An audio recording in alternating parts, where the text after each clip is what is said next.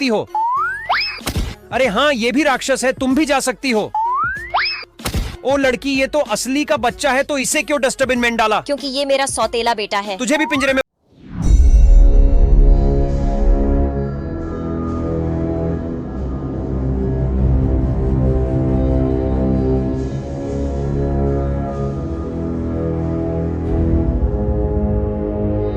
और तूने मेरी वीडियो